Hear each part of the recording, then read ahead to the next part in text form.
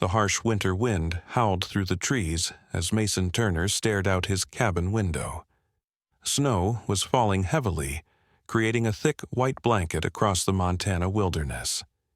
He had moved to this remote location 3 years ago after losing his wife Sarah to cancer, finding peace in the solitude of nature. But tonight felt different. There was an unusual stillness beneath the storm that made the hairs on the back of his neck stand up. Mason wrapped his thick wool sweater tighter around himself and added another log to the crackling fireplace. The temperature had dropped to 20 degrees below zero, making it one of the coldest nights he'd experienced since moving to the mountains. As he settled into his favorite armchair with a cup of hot coffee, a strange sound caught his attention, something between a whimper and a growl. At first, he thought it was just the wind playing tricks on his mind, but then he heard it again, louder this time, coming from his front porch. Mason's heart began to race as he approached the window. What he saw made him freeze in place. A large grizzly bear was standing on his porch, but not in the aggressive way he'd expect. The bear's posture was different, almost pleading. Behind her, partially hidden by the swirling snow, were 2 small cubs, shivering violently in the brutal cold. The mother bear's eyes met Mason's, and in that moment he saw something he never expected to see in a wild animal: desperation. She placed one massive paw against his window, not threatening but gentle, as if knocking. The cubs huddled closer to their mother, their small bodies trembling as the merciless wind cut through their fur. Mason stood transfixed, his coffee cup forgotten in his hand, as he faced a decision that would change everything. Thunder cracked overhead as Mason's mind raced through his options. Every survival instinct screamed at him to keep the door closed. These were wild animals, after all. He remembered the warnings from local rangers about never interacting with bears, especially mothers with cubs. But as he watched the smaller cub collapse into the snow, its tiny body barely moving, something deep inside him broke. The mother bear made a sound he'd never heard before, a mix between a moan and a soft cry. She gently nudged her fallen cub with her nose, trying to help it stand. The other cub pressed against its mother's leg, its dark eyes reflecting the warm light from Mason's window. The scene before him reminded him painfully of the nights he'd spent in the hospital with Sarah, watching helplessly as she grew weaker, promising her he'd never let anyone else suffer if he could help it. Mason's hands trembled as he reached for his phone to call the wildlife service, but the screen showed no signal. The storm had knocked out the reception. The wind howled louder, driving sheets of ice against his windows, and the temperature display on his outdoor thermometer dropped another 5 degrees. He knew bears could survive cold weather, but this was different. These cubs were too young, too vulnerable for such extreme conditions. The mother bear's behavior defied everything Mason knew about wild animals. She remained calm, almost human-like in her demeanor, alternating between tending to her cubs and looking at Mason with those eerily intelligent eyes. She placed her paw against the window again, leaving a perfect print in the frost. Behind her, the stronger cub tried to shield its sibling from the wind, but both were weakening visibly in the brutal cold. Mason's mind flashed back to the local news report he'd seen last week about illegal hunters in the area using cruel tactics to separate bear cubs from their mothers. He noticed something he hadn't seen before: a thin metal trap wire tangled around the mother's back leg, explaining why they might have been driven from their den. They weren't just cold, they were desperate and injured, with nowhere else to go. His heart pounded against his ribs as he thought about Sarah's last words to him. "Promise me, you'll keep your heart open, Mason, even when it's scary, especially then." He glanced at her photo on the mantel, then back at the bear family huddled on his porch. The smaller cub had stopped shivering, a dangerous sign. Mason knew he had only moments to make a decision that could either cost him his life or save theirs. Drawing a deep breath, Mason moved to his storage closet and pulled out all the blankets he could find. His hands shook as he grabbed his tranquilizer gun, a safety measure he'd bought when he first moved to the wilderness but had never needed to use. The mother bear watched his every movement through the window, her eyes following him with an almost human-like understanding. She made no aggressive moves, instead continuing to shield her cubs as best she could from the relentless storm. Mason's mind raced back to his training as a former emergency room nurse. He'd seen plenty of hypothermia cases, and he recognized the signs in the weakening cubs. The smaller one had stopped moving entirely now, while its sibling struggled to stay upright in the deepening snow.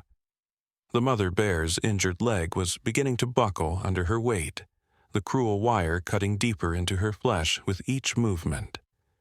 "Sarah," he whispered to himself, "I hope you're watching, because this is either the bravest or the stupidest thing I've ever done."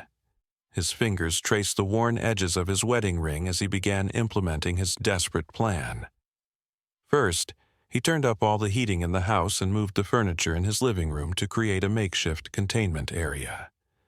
Then he gathered his first aid supplies, thankfully still extensive from his nursing days, and placed them within easy reach. The wind screamed against the cabin walls as Mason approached his front door. The mother bear's eyes locked onto his, and he saw something that made his breath catch. Tears were freezing on her fur. He'd never known bears could cry, and the sight strengthened his resolve. Speaking in a low, steady voice like he used to use with frightened patients, he began talking to her. "I'm going to help you," he said softly, knowing she couldn't understand the words but hoping his tone would convey his intentions. "But you have to trust me, and I have to trust you. We both know this is crazy, but those cubs won't survive another hour in this cold." The bear made a soft huffing sound and backed away from the door slightly, as if understanding she needed to give him space. The metal trap wire caught the porch light, and Mason could now see it was serrated, designed to cause maximum pain. His medical training told him the wound was at risk of severe infection if not treated soon. The mother bear's patience and gentleness, despite her obvious pain, amazed him. Mason positioned himself by the door, tranquilizer gun ready just in case. His heart thundered in his chest as he reached for the handle. The smaller cub hadn't moved in several minutes, and he knew it was now or never. As he began to pull the door open, a sharp crack echoed through the night. One of the old trees near his cabin had split from the cold, sending a shower of ice crystals through the air. The sudden noise made the mother bear jump, and for a terrifying moment Mason thought she might charge. Instead, she let out a low whimper, and looked at him with such pure trust that tears began to freeze on his own cheeks. Time seemed to slow as Mason opened the door wider, his breath visible in the frigid air. The full force of the storm hit him like a physical blow, and he could barely imagine how the bears had survived even this long. The mother bear remained eerily still, her eyes never leaving his face as he slowly knelt down beside the smaller cub. His medical training kicked in as he assessed its condition. The cub's breathing was shallow and irregular, its small body dangerously cold to the touch. Without immediate intervention, it wouldn't survive the next 30 minutes. The mother bear made a soft, encouraging sound to her stronger cub, who hobbled forward on frozen paws. Mason's heart nearly stopped as the larger cub pressed against his leg, seeking warmth. He had treated countless children in the ER, but nothing had prepared him for this moment of pure trust from a wild creature. The mother bear watched intently, her own injured leg trembling with the effort of standing. But she made no aggressive moves as Mason gently wrapped the nearly unconscious cub in one of Sarah's old quilts. "That's it," he whispered, his voice shaking with emotion. Let me help them." The mother bear's eyes seemed to hold decades of wisdom as she slowly, painfully made her way into his cabin. Mason noticed she was careful not to scratch his hardwood floors with her claws, another surprising sign of her extraordinary intelligence. The stronger cub followed close behind, leaving small puddles of melting snow in its wake. Once inside, the bear's behavior continued to defy everything Mason knew about wild animals. The mother bear immediately guided her stronger cub to the corner Mason had prepared with blankets, then turned her attention back to her weaker offspring. Mason worked quickly, his medical training taking over as he assessed the smaller cub's condition. Its core temperature was dangerously low, and its heartbeat was weak and irregular. "Stay with me, little one," Mason murmured as he wrapped the cub in heated blankets and began gentle warming techniques he'd learned from treating hypothermia patients. The mother bear watched every movement, occasionally making soft, encouraging sounds to her cub. Her own injury was clearly causing her intense pain, but she seemed to understand that her baby needed help first. Sarah's voice echoed in Mason's memory. Sometimes the greatest acts of courage look like madness to everyone else. He thought about how she would react to this scene. A former ER nurse treating bear cubs in their living room while their mother looked on. She would have loved every second of it. The thought gave him strength as he continued his efforts to save the smaller cub's life. The stronger cub had begun to recover some of its energy as the warmth of the cabin took effect. It explored its surroundings with cautious curiosity, occasionally returning to check on its sibling. Mason noticed it had a distinctive white patch of fur on its chest in the shape of a crescent moon, a detail that would help him identify the family later if they survived this night. A particularly violent gust of wind rattled the cabin's windows, making everyone jump. The mother bear's instincts kicked in as she moved to shield her cubs, but the sudden movement caused the wire trap on her leg to dig deeper. She let out a pained growl that made Mason's blood run cold, but still, she showed no aggression toward him. If anything, she seemed to trust him more with each passing moment, as if she could sense his desperate desire to help her family. The smaller cub's condition was slowly improving as Mason continued his careful treatment. Its breathing had become more regular, and its body temperature was gradually rising to safer levels. Mason had treated countless hypothermia cases in the ER, but never in a situation quite like this.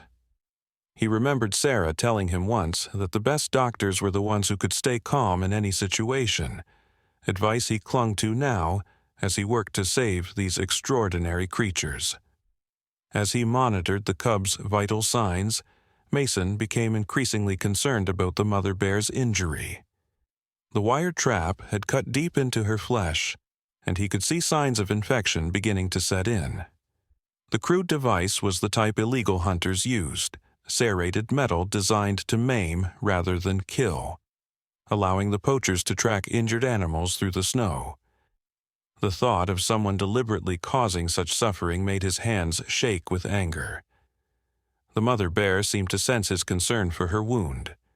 She slowly extended her injured leg toward him, wincing in pain but maintaining eye contact.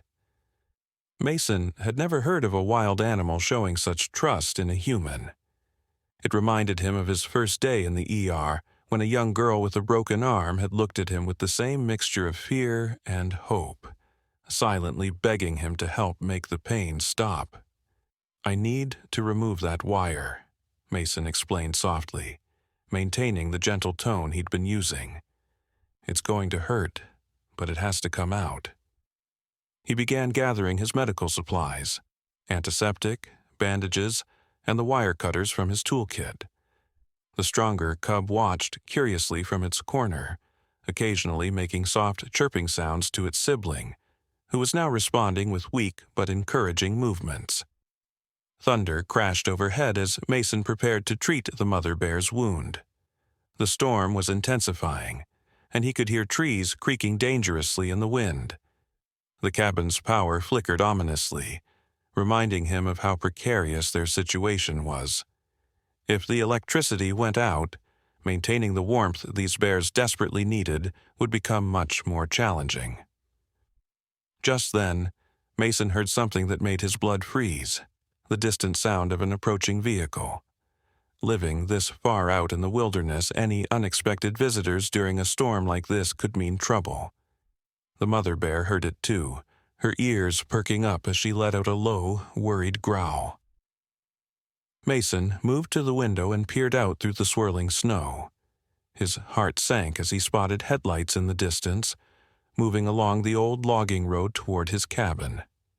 The mother bear's behavior changed instantly. She tried to stand, her protective instincts kicking in despite her injury. The wire dug deeper into her leg, causing her to stumble. The stronger cub rushed to its mother's side, while the weaker one let out a distressed whimper.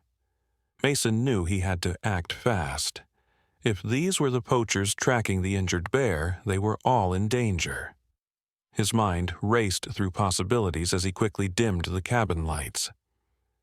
The mother bear watched him intently, and he could swear she understood the gravity of the situation. She nudged her cubs further into the corner he had prepared, positioning herself between them and the door. Mason could see the intelligence in her eyes as she looked at him. They were in this together now, both protector and protected, facing an unknown threat in the heart of the storm. The approaching vehicle's headlights cast ominous shadows through the trees as Mason's mind raced through his options. He had his hunting rifle stored in the gun safe upstairs, but the thought of using it made his stomach turn. As an ER nurse, he had sworn to preserve life, not take it. Yet watching the mother bear struggle to protect her cubs despite her injury awakened something fierce inside him, a determination he hadn't felt since the nights he spent fighting alongside Sarah during her final battle with cancer. Moving quickly but quietly, Mason gathered extra blankets to better conceal the bears in the corner. The weaker cub had started shivering again, but this time from fear rather than cold. Its sibling, the one with the crescent moon marking, pressed closer to it protectively. The mother bear remained absolutely still, her eyes fixed on the window, every muscle tense despite her exhaustion and pain. The wire trap in her leg glinted in the dim light, a cruel reminder of human cruelty. The sound of the engine grew louder, and Mason could now make out two distinct sets of headlights through the swirling snow. He remembered the local news reports about a pair of poachers who had been terrorizing the wildlife in these parts, a father-son duo known for their ruthless hunting methods. They had already killed 3 bears this season, according to the forest rangers' warnings, and had wounded countless others with their illegal traps. Mason's hand brushed against Sarah's old medical bag as he moved to peek through the curtains. Inside was the satellite phone she had insisted he keep for emergencies, but he knew the storm would make any call for help impossible. The nearest ranger station was 2 hours away in good weather. In this blizzard, they might as well be on another planet. Whatever was going to happen tonight, he and his unlikely guests would face it alone. The mother bear suddenly tensed, her nostrils flaring. She made a soft sound unlike anything Mason had heard before, almost like a whisper, and her cubs immediately pressed themselves flat against the floor, becoming nearly invisible among the blankets. Mason watched in amazement as she deliberately slowed her breathing, teaching her cubs by example how to remain undetected. Her intelligence continued to astound him. This was far beyond mere animal instinct. The vehicles were close now, their headlights sweeping across his front yard as they approached the cabin. Through the howling wind, Mason could hear men's voices and the metallic clink of equipment being moved. The mother bear's injured leg trembled with the effort of standing, but she remained positioned between her cubs and the door, ready to defend them despite her wound. Mason saw his own reflection in the window, a man standing in his dimly lit cabin with 3 bears, preparing to face unknown dangers, and almost laughed at the absurdity of it all. Suddenly, his porch light flickered on automatically, triggered by movement outside. In that brief flash of illumination, Mason caught a glimpse of 2 heavily armed men approaching his cabin, their boots leaving deep tracks in the fresh snow. What chilled him most wasn't their weapons or their imposing size. It was the casual way they moved, as if they had done this many times before. These weren't opportunistic hunters.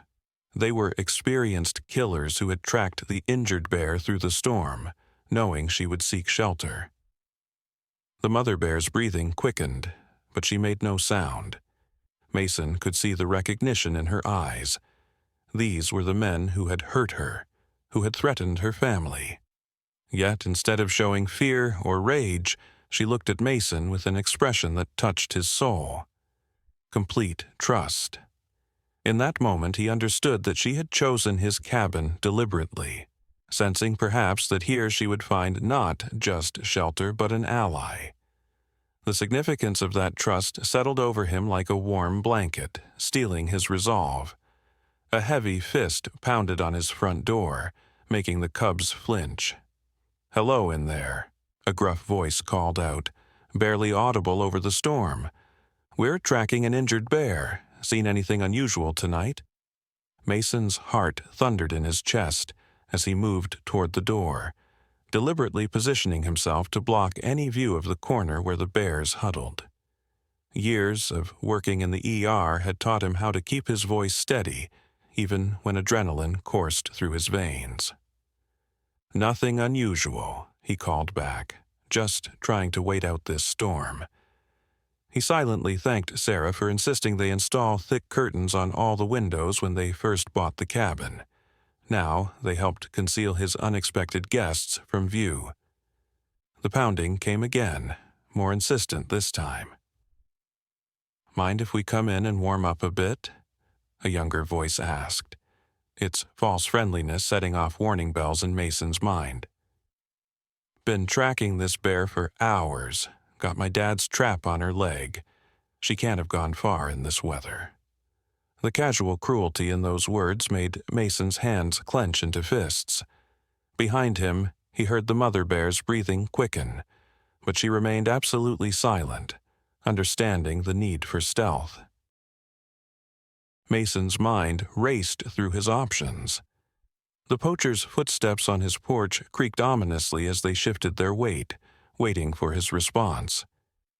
He could see their shadows through the frosted glass panels beside his door, one tall and broad, the other shorter but similarly built.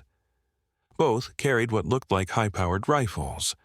The wind howled around them, carrying the scent of gun oil and something metallic that made the mother bear's cubs press themselves even lower into their hiding place.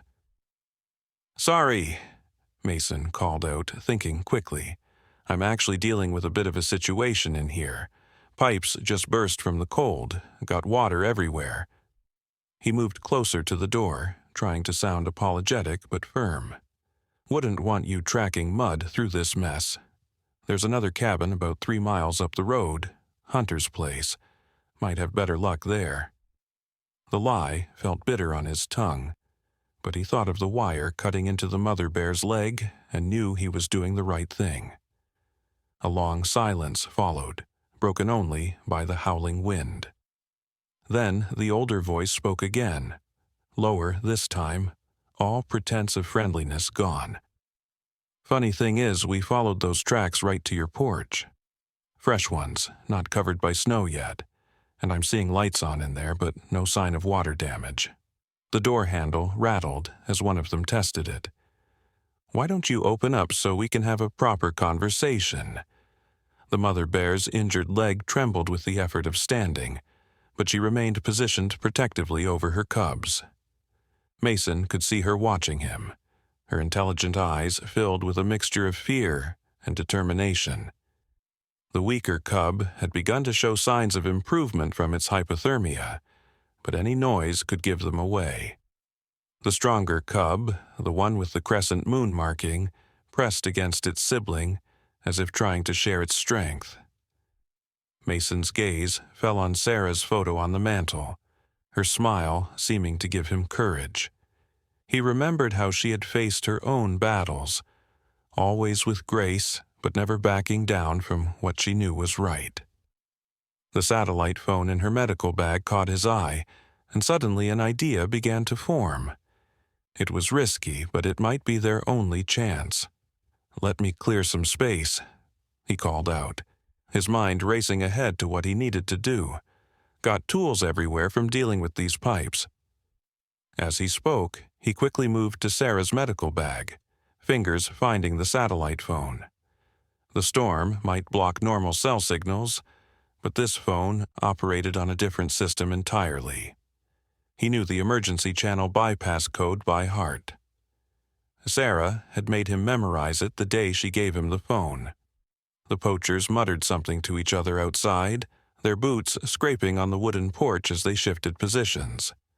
Mason could tell they were growing impatient, probably suspecting something was wrong. The older man's shadow moved toward the window, and Mason's breath caught as he heard the distinctive sound of a rifle being readied. Time was running out. Inside the cabin, the temperature had begun to drop as the storm intensified. The mother bear swayed slightly, her injury and exhaustion taking their toll, but her eyes never left Mason. In that moment, he saw in her gaze the same fierce protective love he'd witnessed countless times in the ER. Parents refusing to leave their injured children's bedsides, fighting alongside them through the longest nights. He couldn't let these men destroy such a powerful bond. With trembling fingers, Mason entered the emergency channel code into the satellite phone, keeping his movements as quiet as possible. The mother bear watched him intently, seeming to understand that he was executing some kind of plan. Her unwavering trust gave him strength as he pressed the final button, praying the signal would get through despite the storm. 3 quick pulses of light on the phone's screen confirmed his success. The emergency distress beacon was now broadcasting their location to the nearest ranger station. The younger poacher's voice cut through the howling wind again, impatience evident in his tone. "Look, mister, we don't want any trouble. That bear's technically already our property, tagged with our trap and everything. Just let us do our job and we'll be out of your hair." The false reasonableness in his voice made Mason's skin crawl. He could hear them moving around on the porch, probably looking for another way in. Mason's years in the ER had taught him that the most dangerous moments often came disguised as reasonable requests. He remembered the time a drug-seeking patient had politely asked to use the bathroom, only to try escaping through the window with stolen medications. That experience had taught him to trust his instincts, and right now, every instinct was screaming that these men were killers who wouldn't hesitate to hurt anyone who stood in their way. The weaker cub chose that moment to let out a tiny whimper, barely audible over the storm. Mason's heart stopped, but the mother bear immediately leaned down and gently nuzzled her cub, quieting it with a touch so tender it brought tears to his eyes. The stronger cub, still protecting its sibling, remained perfectly still, its crescent moon marking barely visible in the dim light. Their family bond was palpable, reminding Mason of the nights he'd spent with Sarah in the hospital, when a simple touch could communicate more love than any words. Suddenly, a sharp crack echoed through the cabin as one of the poachers tested the back window's strength. The mother bear's muscles tensed, but she didn't move from her protective position over her cubs. Mason could see the pain in her eyes from the wire trap, which had started bleeding again from her sustained standing. Yet there was something else in her gaze, too, a fierce determination that matched his own growing resolve. "Last chance to do this the easy way," the older poacher growled, his patience clearly wearing thin. "We've got rights to any trapped game in this area. Open up now, or we'll have to take this to the authorities." The threat in his voice was unmistakable, and Mason could hear the sound of more equipment being handled outside. Mason's mind flashed back to his last conversation with Sarah, when she'd made him promise to keep his heart open to life's unexpected moments. Sometimes the biggest tests of our character come wrapped in the strangest packages, she'd told him. Looking at the family of bears he was now protecting, he couldn't help but smile at how right she'd been. His cabin had become an unlikely sanctuary, and he their unlikely guardian. The satellite phone vibrated silently in his hand. 3 short pulses, followed by 2 long ones. The emergency signal had been received, and help was on the way. But the nearest ranger station was still at least 40 minutes out, even with their emergency vehicles. Mason and his unusual companions would have to hold out until then. A new sound cut through the storm, the distinctive click of a rifle bolt being drawn back. "All right, we tried being nice," the older poacher called out. "Got a warrant to search any property where we track our game. Going to count to 3, then we're coming in. ... The mother bear's eyes met Mason's, and in that moment a perfect understanding passed between them. She began slowly, silently, guiding her cubs toward the basement door he'd left ajar earlier, a safer hiding place than their current corner. Her movements were careful and deliberate despite her injury, every step calculated to avoid making any sound on the hardwood floors. 2. The older poacher's voice carried over the howling wind as Mason's mind raced. He needed to buy more time. The emergency response team was still at least 35 minutes away. The mother bear had almost reached the basement door with her cubs, but her injured leg was leaving tiny droplets of blood on the floor. Mason quickly grabbed one of Sarah's old throw rugs to cover the trail, his heart pounding with each second that passed. The stronger cub, the one with the crescent moon marking, suddenly stopped moving, its ears perking up at a sound Mason couldn't hear. The mother bear froze too, her powerful muscles tensing. Through the window, Mason caught a glimpse of movement, a third shadow passing behind the cabin. They weren't just dealing with 2 poachers, there was another one circling around to the back entrance. 3. The final count came just as Mason made a split-second decision. He grabbed Sarah's old laptop from the coffee table and deliberately knocked it to the floor, creating a loud crash. "Sorry," he called out quickly, his voice steady despite his racing heart. "Trying to move some stuff. These burst pipes have made a real mess. Give me 2 minutes to clear a path to the door." The lie bought them precious seconds as he heard the poachers hesitate, muttering to each other outside. The mother bear seemed to sense the urgency of the situation. Despite her exhaustion and pain, she nudged her cubs toward the basement stairs with remarkable gentleness and intelligence. The weaker cub, still recovering from its brush with hypothermia, stumbled slightly. Without hesitation, its sibling pressed against it, offering support. The sight reminded Mason of countless moments he'd witnessed in the ER, siblings refusing to leave each other's sides during crisis moments, sharing strength when it mattered most. Mason's fingers found the satellite phone again, feeling 2 more pulses, the ranger station confirming they were en route. But would they arrive in time? The storm was getting worse, the wind howling through the trees with increasing fury. Through the window, he could see the poachers' vehicles had been positioned to block his driveway, their headlights cutting through the swirling snow like searchlights. The mother bear had reached the basement steps with her cubs when a sharp crack echoed through the cabin. Someone was trying to force the back window. The younger cub let out a frightened whimper, but its mother immediately leaned down, touching her nose to its fur in a gesture so tender it made Mason's throat tight with emotion. Even in this moment of extreme danger, her first instinct was to comfort her child. "Time's up," the older poacher shouted. "We're coming in, and anyone who gets in our way is going to regret it." The threat in his voice was unmistakable. Mason could hear them positioning themselves around the cabin, the crunch of their boots in the snow, almost lost in the howling wind. The back door's handle began to rattle ominously. In that crucial moment, Mason caught sight of Sarah's photo again.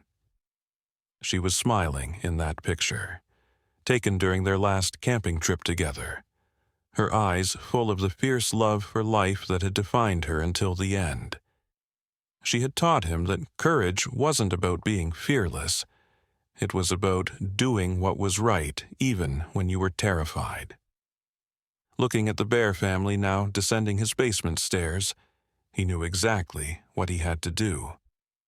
Moving quickly but quietly, Mason grabbed his first aid kit and Sarah's medical bag.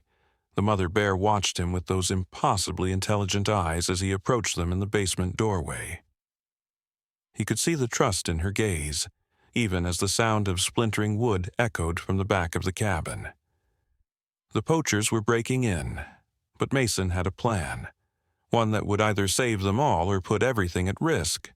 His basement was originally built as a cold storage room, with thick concrete walls and a heavy steel door that could be secured from the inside. More importantly, it had a concealed storm exit that led to the woods behind the cabin, a safety feature Sarah had insisted on after hearing about a neighbor who'd been trapped during a forest fire. The exit was well hidden beneath old crates and barrels, invisible unless you knew exactly where to look. Mason worked quickly, guiding the Bear family deeper into the basement as the sounds of the break-in grew louder above. The mother bear moved with remarkable awareness, careful not to knock anything over despite her size and injury. The cubs stayed close to her, the stronger one still supporting its sibling.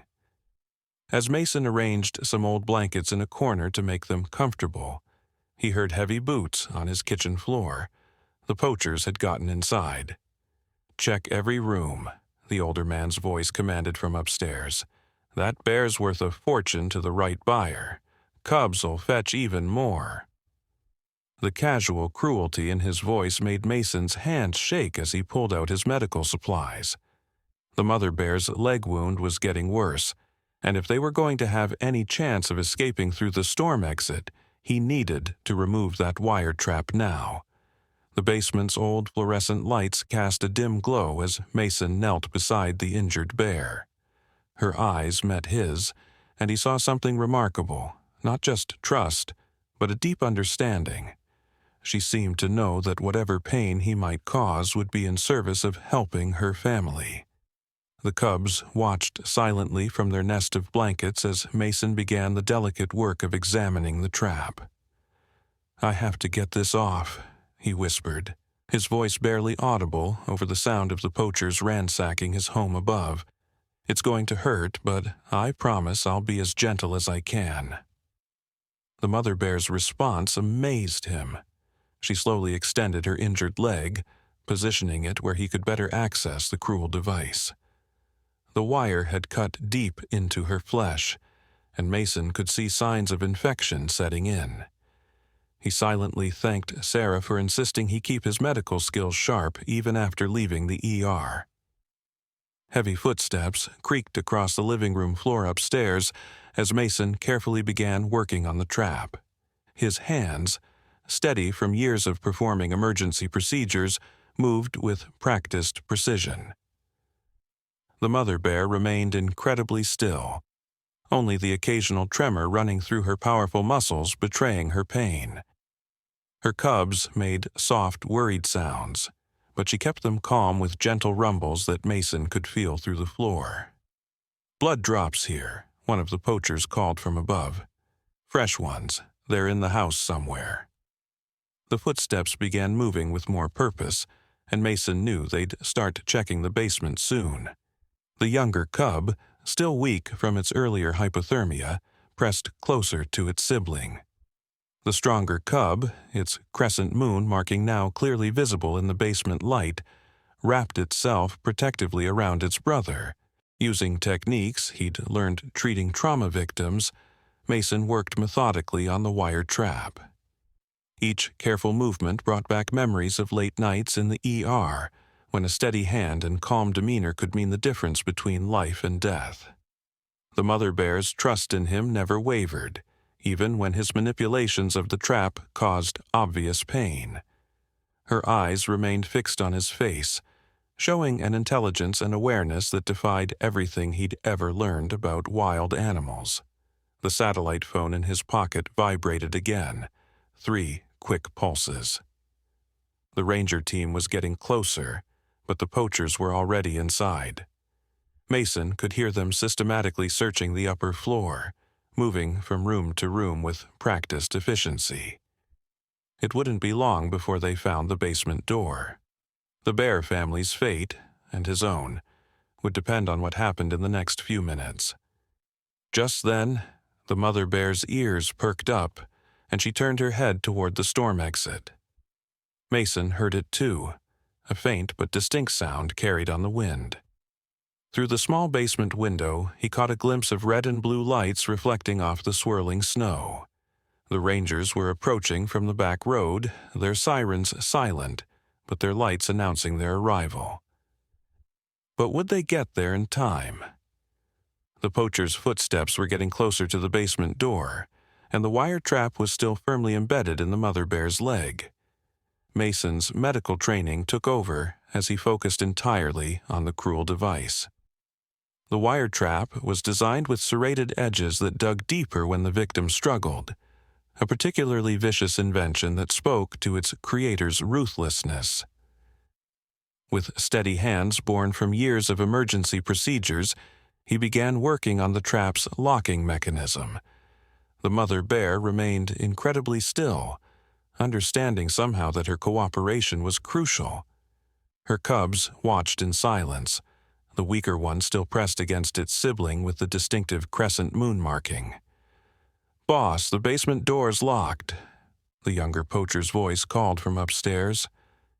The sound of heavy boots approached the door, followed by the metallic scrape of tools being readied. "Want me to break it down?" The mother bear's muscles tensed at the voice, but she didn't move, her trust in Mason unwavering even as the danger grew closer. Through the small basement window, the flash of emergency lights grew stronger. Mason could now hear the distant crunch of vehicles moving through the deep snow. The ranger team approaching from the back road. But they were still minutes away, and the poachers were already working on the basement door's hinges. The sound of metal scraping against metal echoed down the stairs. Mason's fingers found a crucial point in the trap's mechanism, a spring-loaded trigger that controlled the serrated wire. One wrong move could cause the device to clamp down harder, potentially severing an artery in the bear's leg.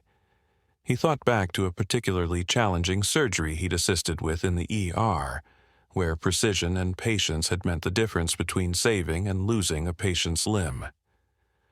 "Almost there," he whispered to the mother bear, whose dark eyes remained fixed on his face with extraordinary intelligence.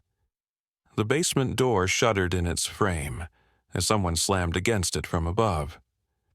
The cubs huddled closer together, but their mother remained steady, displaying remarkable trust and courage. Mason could feel her rapid heartbeat through his hands as he worked on the trap, but she showed no sign of panic. Her behavior continued to amaze him. This wasn't just animal instinct, but a deep understanding of the situation and a conscious choice to trust him. "Get the pry bar," the older poacher commanded upstairs, "and ready the tranq guns. Don't want to damage the merchandise." Their footsteps moved away briefly, giving Mason precious seconds to work. The trap's mechanism was slick with blood and ice, making it difficult to manipulate. But Mason's experienced fingers could feel he was close to triggering the release. Suddenly, the mother bear's ears pricked forward, and she made a soft sound deep in her throat. Through the storm exit's narrow tunnel, Mason heard what she'd already sensed, the distinctive sound of multiple vehicles pulling up behind the cabin. The Rangers had arrived, but the poachers were still upstairs, armed and dangerous, with no easy way to know help had come. The basement door's hinges groaned as they began to give way under the assault from above. Mason's fingers found the final trigger point in the trap's mechanism just as he heard voices outside, law enforcement coordinating their positions around the cabin. The mother bear seemed to sense they were at the crucial moment. Despite her pain and exhaustion, she lifted her injured leg slightly, giving him better access to the trap's release point. "Stand back," a gruff voice warned from the top of the stairs. "Doors coming down." The sound of the pry bar being positioned against the frame echoed through the basement. The cubs pressed themselves against the wall, but their mother remained perfectly still, her complete trust in Mason never wavering. Years of emergency medicine had taught him that sometimes the most critical moments required absolute calm. In that fraction of a second, multiple events converged at once.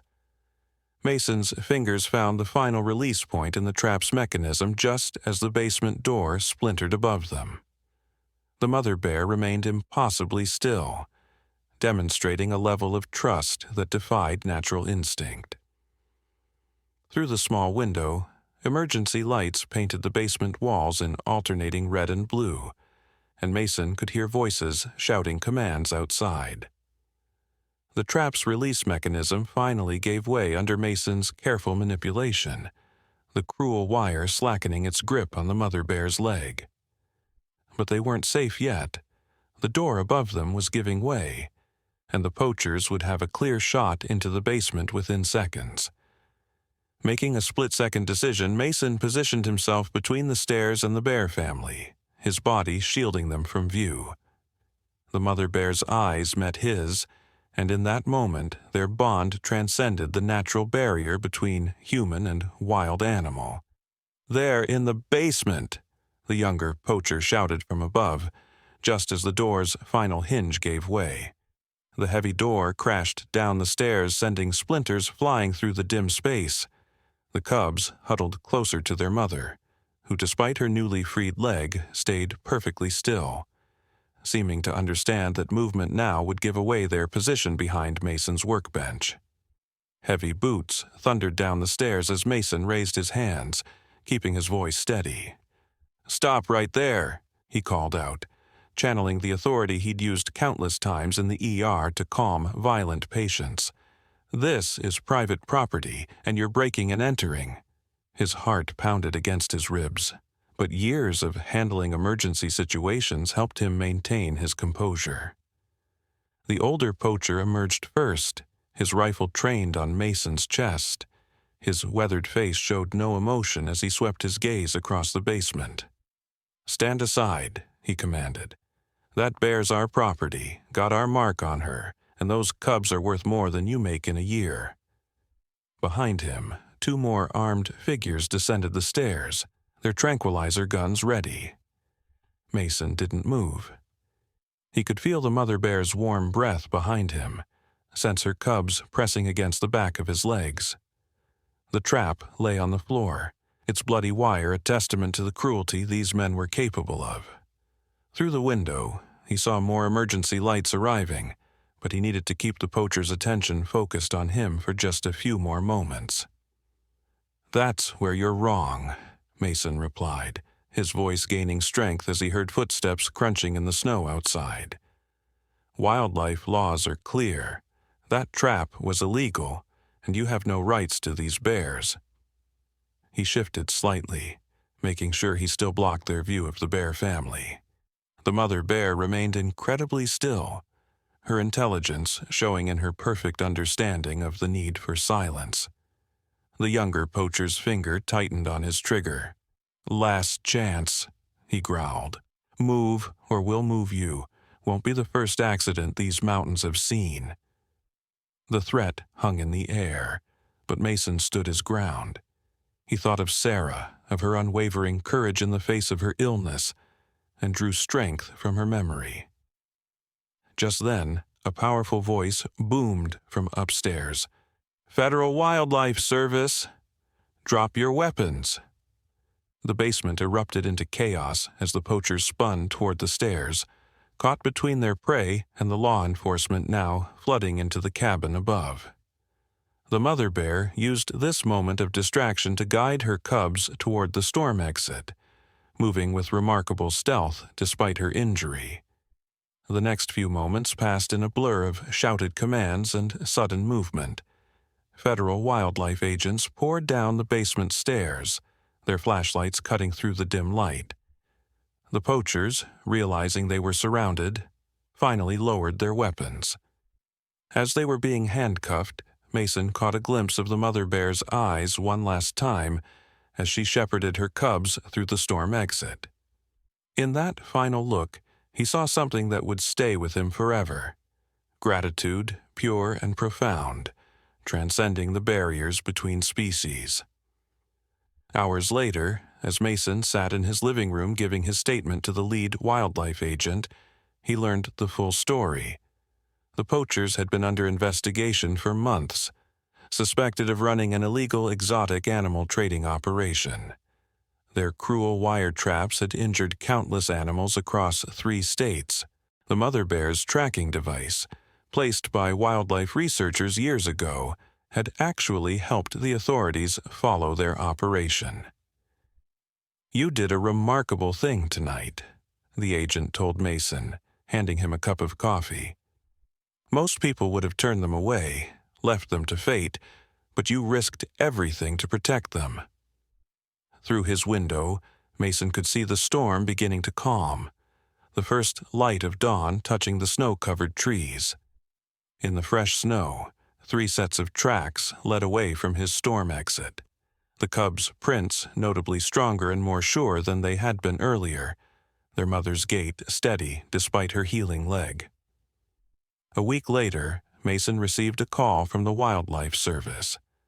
The bear family had been spotted in a protected area of the forest, all 3 healthy and thriving. The mother's leg was healing well, and the cubs were growing stronger every day. The agent mentioned something remarkable. The bears had chosen a den less than a mile from Mason's cabin, as if maintaining a connection to the place where they had found sanctuary on that stormy night. Mason often thought about Sarah's words about keeping his heart open to life's unexpected moments. She would have loved this story, how a night of desperate choices had transformed into something miraculous. On his morning walks, he sometimes caught glimpses of the bear family in the distance. The stronger cub's crescent moon marking made them easy to identify, and he noticed how the once weaker cub now moved with confidence through the forest, fully recovered from its brush with death. The mother bear's wound healed completely over time, leaving only a scar as a reminder of that extraordinary night. Occasionally, on particularly cold evenings, Mason would find fresh bear tracks on his porch, as if she was checking in on him. He never left food out. He knew better than to habituate wild animals to human contact, but he felt honored by these visits, these gentle acknowledgments of a bond forged in crisis. The poachers faced federal charges, and their conviction led to the dismantling of a larger wildlife trafficking network. Mason's testimony helped change local laws about trapping, leading to stricter regulations and better protections for wild animals. But more than any legal victory, it was the memory of that night that stayed with him. The trust in the mother bear's eyes, the courage of her cubs, and the reminder that sometimes the most profound connections come in the moments when we choose to open our doors to those in desperate need. On his mantel, next to Sarah's photo, Mason placed a small carved wooden bear family, a gift from the local rangers. It served as a daily reminder that love, courage, and compassion know no bounds, and that even in our darkest moments the light of hope can guide us home. In the end, he had not only saved a family of bears, they had helped heal something in him too, reminding him that even in the depths of winter warmth can be found in the most unexpected places.